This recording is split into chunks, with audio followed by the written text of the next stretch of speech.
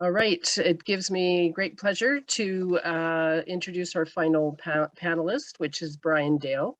He's an associate professor in the Department of Environment and Geography at Bishop's University, which is located on the traditional and unceded territory of the Abenaki people in Sherbrooke, Quebec.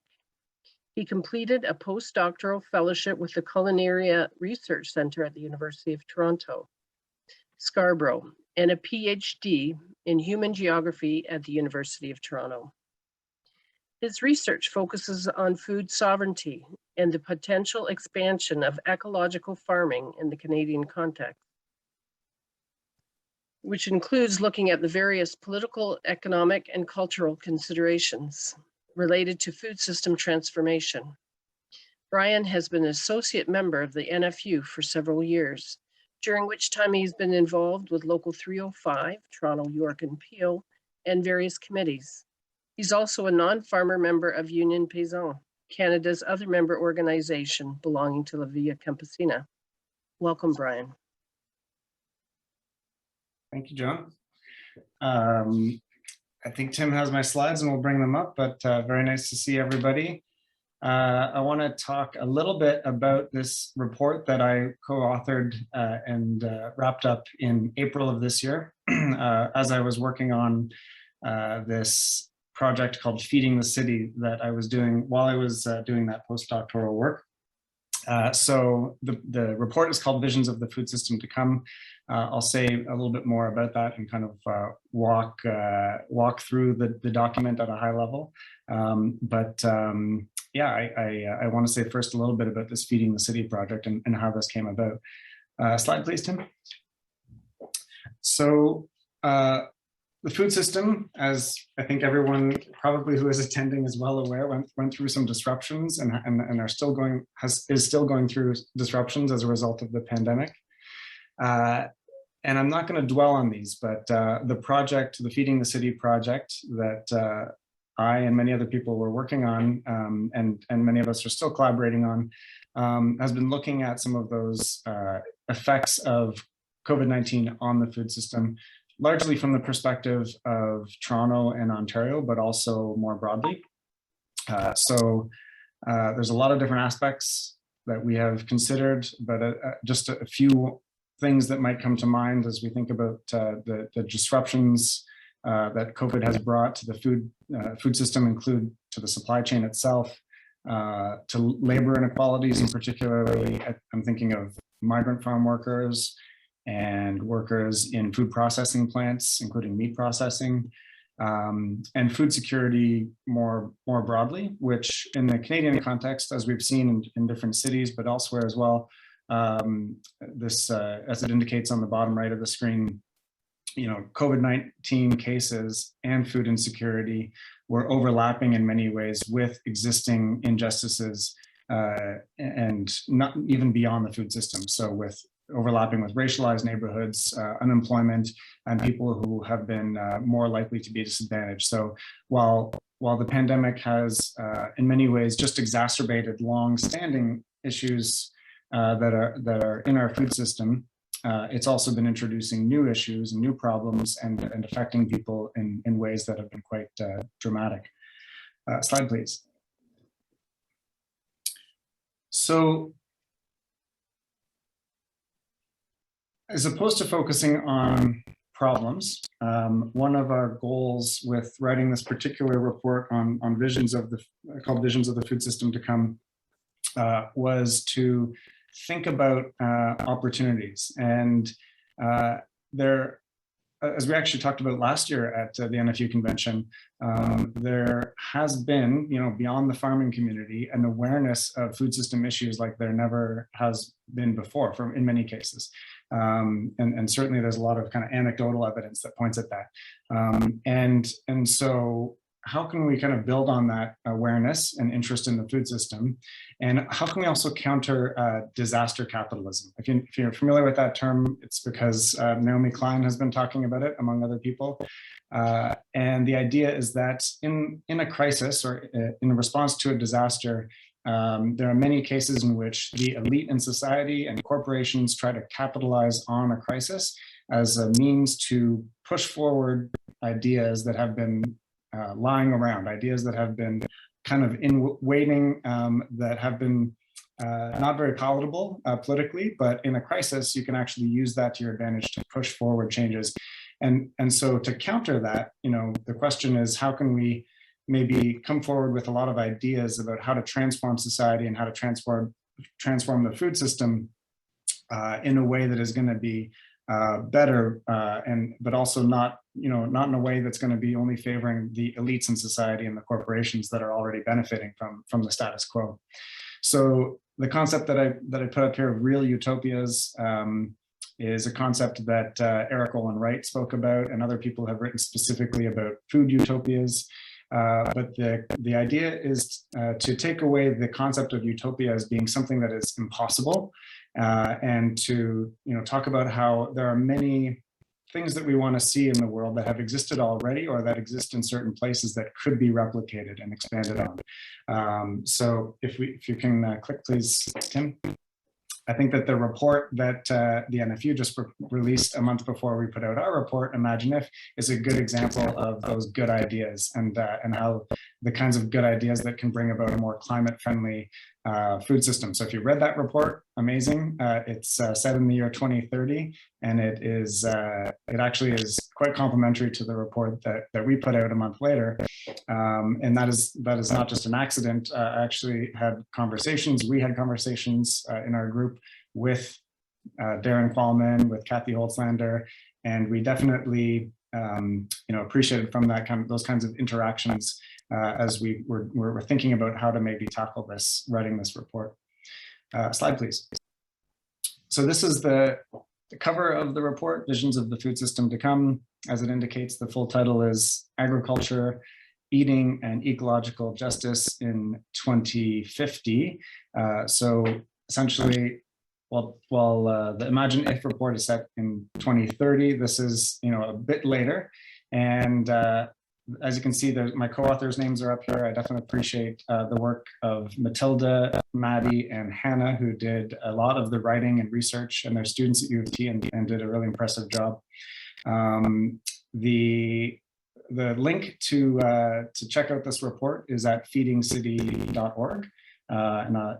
You can actually click on resources and reports if you want to check it out. I'll put the slide will come up at the end with this again. This is cut off a little bit. I don't know why with the different system, but the goals were in part to draw connections between not just changes that I think we felt need to happen in agriculture, but also across the food system, which are many and in some ways seem overwhelming and complex. So to try to do that in an effective way at a kind of very high level. And secondly, to inspire solution-focused work. And so to think about what drives change, and to not just focus necessarily on the fact that it's overwhelming to think about systemic change.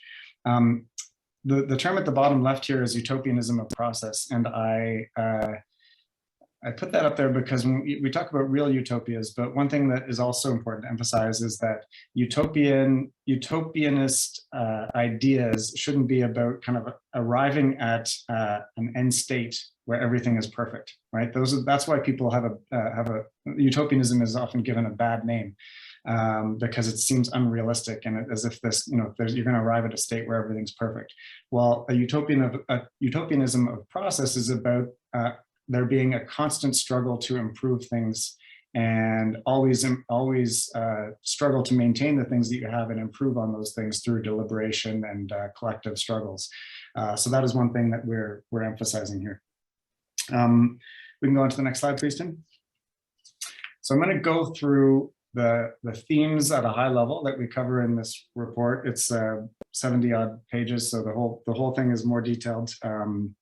But I will say that I'm calling it a report. You could call it a discussion paper, because the utopianism of process also involves us getting feedback from you, and from other people. We call our first version of the report version 1.0 because we want to get feedback and we want to incorporate changes as people's ideas, and critiques, and also that you can indicate the things you like. We want to hear those ideas and we want to incorporate this into future versions of this report. So as I go through some of these themes, you can reflect on what you like, what you don't like. I'm definitely not suggesting that any of us who wrote the report feel that we're experts and that we should be dictating what a future food system should look like. It's much more about engagement and process, like I was saying. So I'll position us in the year 2050 as I go through some of these things, emphasizing that the report is a blend of fiction and nonfiction. So there's a narrator who is talking to you, the reader, about all the changes that have happened to get us to this food system that is not perfect, but much better in the year 2050. And then at the end of each section, there are what we call editor's notes that have links and resources and references that people can check out if they want to find out more. But the intention is that the actual text is quite easy to read because it's written in a narrative style, in a fiction style. Slide, please, Tim. So the first thing we talk about is ecological resilience and what that looks like. And so an agroecological framework is essentially what we have on this farm where we're narrating from. The food system is much more climate friendly, although there's room to improve. We still have climate disruption, but we've got a diverse farm and are able to handle a lot of the climate disruptions much better than, say, what used to be more prominent around monocultural systems. So we've got diversity here: vegetables, grains, livestock, including sheep and chickens and such. It takes more labor to do all the work, but that's partially because we are using agroecological approaches to manage insects, manage weeds, manage fertility. I don't think I need to tell this group how much more work is involved with that kind of thing. But overall, yields are good here in the year 2050, and food waste has also been reduced throughout the system. And so between these two things, we have fewer hungry people today than we did have in, say, 2020, 2021, even though we've now got 9.5 billion people on the planet. The second point here around knowledge development is important because this actually relates very nicely to the presentation we just heard, but in 2050, we've seen a lot of very positive changes.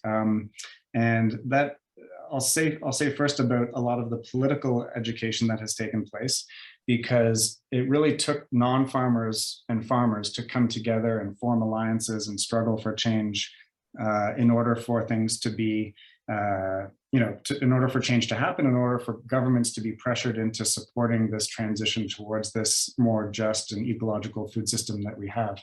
And part of the focus when it comes to knowledge development was political education. We needed to make sure that people knew about who was benefiting from the systems that were not sustainable, including corporations. And we needed to, change the dynamic. And so that had to be aligned with actual, more practical education as well, starting in public schools with curriculum change, with post-secondary offerings around, making sure that people could learn how to farm ecologically, and the value of that training and that kind of work that had to change as well. We needed to have more public research for public benefits as opposed to for corporate benefits, and so that scientific aspect, and also to reestablish extension services. Maybe I need to insert something in here about illustration stations.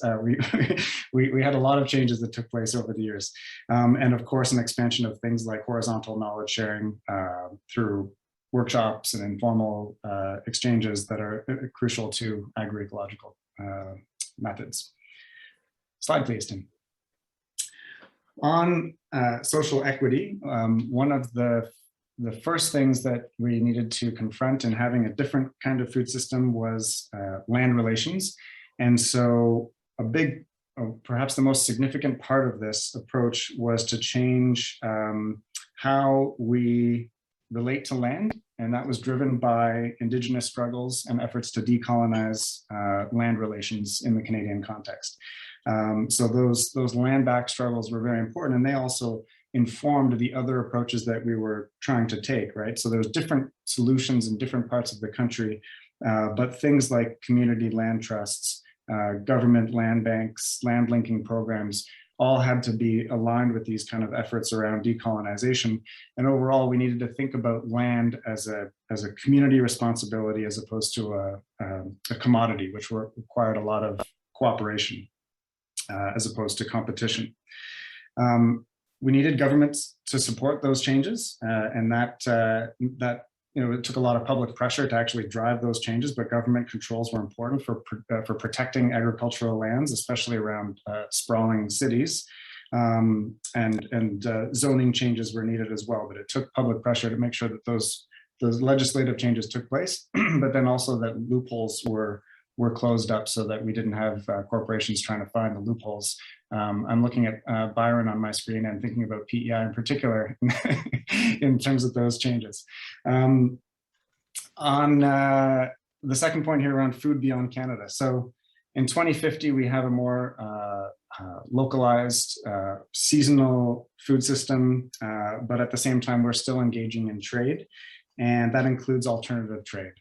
So without going into a ton of details, one thing that we needed to do was to organize trade differently around things like organized marketing boards, bringing back things like the Canadian Wheat Board, but then also duplicating those kinds of efforts, not only in Canada, but also at an international scale, where we could think about organizing food relationships around solidarity as opposed to treating food as a commodity. So doing that meant that we reduced redundant trade. We weren't just trading things because it made sense economically, but we focused on, who could produce what in their own countries and who could be, working in solidarity and providing countries with the food that they couldn't grow because of their, conditions and their demographics. Slide, please. Bryan, you have about 5 minutes left. Thanks, yeah.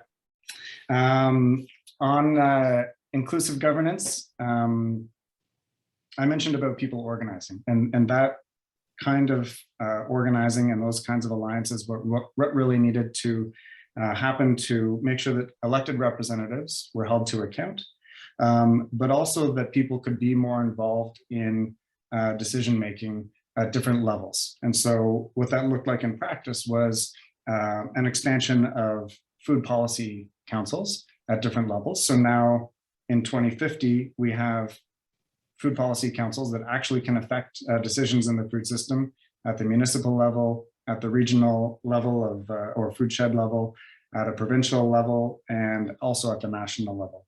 And the public pressure drove for governments to actually have a social mandate to penalize corporations for exploitative behavior, and also to incentivize food system change.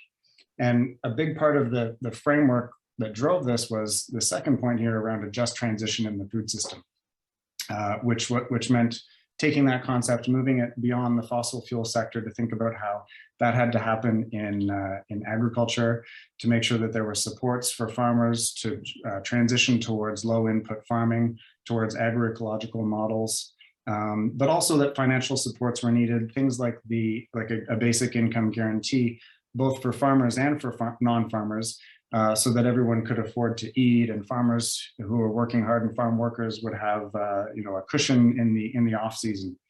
And part of this the governance process has also affected marketing boards and supply management, which were reformed, but we had a lot of collective power for democratic decision making through revising these systems. And I won't even get into all the changes that came about through reining in the 1% in society and tightening up tax loopholes and tax havens to pay for a lot of these changes, and making sure that carbon taxes and revenues were used effectively. Slide, please. So lastly, the last section that I will mention is economic justice. I mentioned that it takes more work to do agroecological farming. But what we specifically needed to be doing, we're looking at migrant labor justice, especially making sure that there was status for all, for people who are working in agriculture, but also also workers throughout the food system, from processing work to food retail to restaurants, We needed justice for workers who disproportionately were women and people of color who were most disadvantaged in some of those roles 30 years ago when it was 2020, 2021. On social economies, we had basically moves made to make sure that non-farmers were much more connected with their food system and with farmers.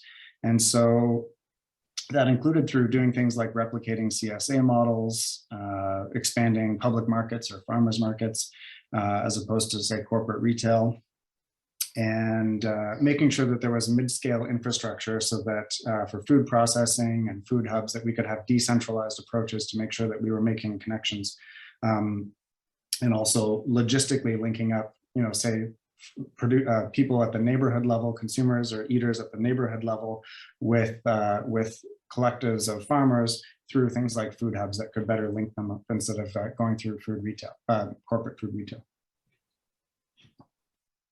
And overall diets and relationships to food had to change because we needed to eat more seasonally and eat more locally. So we needed government supports to support food literacy programs and a lot of other things that I've already been talking about.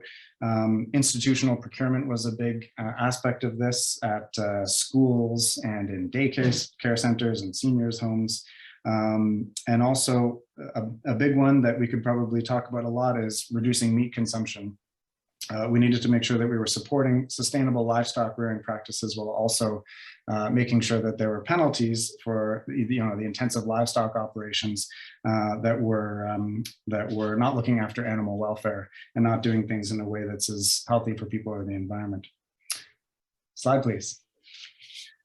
So that is an overview of a pretty big report, and I apologize for kind of rushing through a lot of very high level points, but that was kind of the idea of what we're doing in this report, is to bring a lot of different things together. So I'm just trying to give you, or just trying to give you a flavor of it. I would love for people to check out the report if you haven't already, and also to respond via email or this form. My email's up here as well if people want to get in touch with me. But I'll just stress that, that's what we're doing, is trying to, again, not position ourselves as experts, but to think about this as a utopianism of process, what we're doing here, and to think about how even a report like this could be constantly improved through deliberation and collective decision making. Thanks. So much, Brian, and thank you very much for walking alongside the NFU and bringing those ideas of food sovereignty, agroecology, justice everywhere you go.